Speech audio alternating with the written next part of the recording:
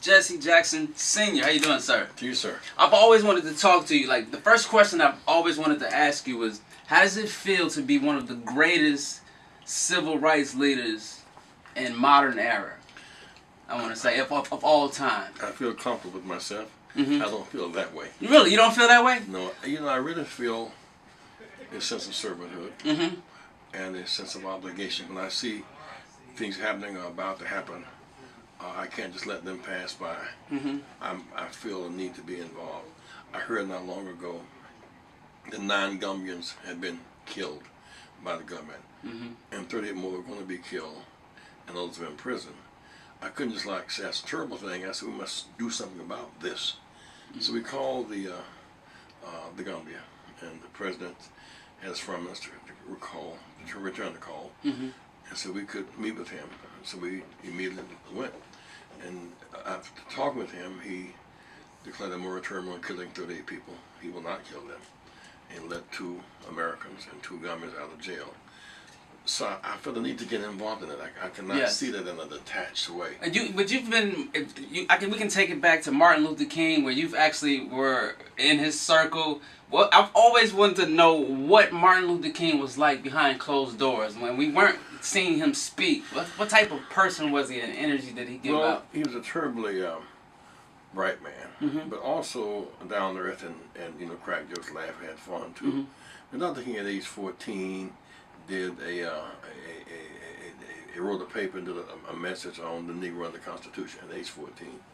He finished high school at 15. He finished college at 19, Morehouse College. He finished seminary at 22. He has his PhD at 26. He was a very able academic scholar. He was a scholar activist. But because he was so rooted in our traditions, he knew the lighter and the heavier side of life. So he also could laugh and crack jokes. He was fun to be around. He was not, some people are kind of difficult to be around to kind of keep you on these.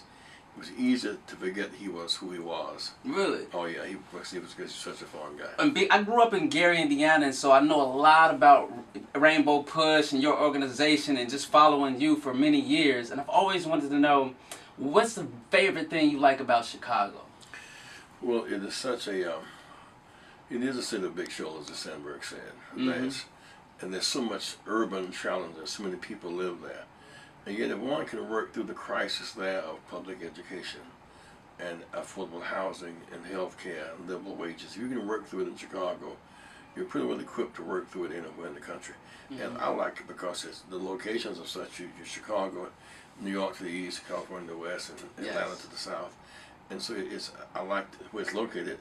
But since I went to grad school there many years ago, and all of my children grew up there, Chicago is home. To me, it's a part of my life. I interviewed Derrick Rose a few weeks ago, and he talked about how he grew up in a poor area in Inglewood, and then we were reading about 500 murders in the city of Chicago, just throughout this year alone. I don't even know if I have the stats right, but it's just an alarming number. You have there are no gun shops in Chicago. Yeah. There's not a black gun shop owned in America. And so the guns, we're a target market for the gun trafficking. So guns in, drugs in, plants closing, jobs out. That is what must be changed. We must revive the ban on assault weapons. We must end easy act. That no blacks don't make guns and don't grow drugs. And so the policy, in fact, of guns in, drugs in, jobs out, that must be reversed. And the government has some obligation to afford us security and equal protection under the law. We must be protected from economic exploitation and from terrorism. That's what it is. It's flat out terrorism. People can't walk the streets. They can't play in the park. They can't sit on the porch in many instances. Children are afraid to go to school. This will not be allowed to happen on all sides of town. There's something about a certain permissiveness on the flow of guns and drugs where we live. Okay, man. Thank you for your time. Appreciate it. Thank you, sir. All right.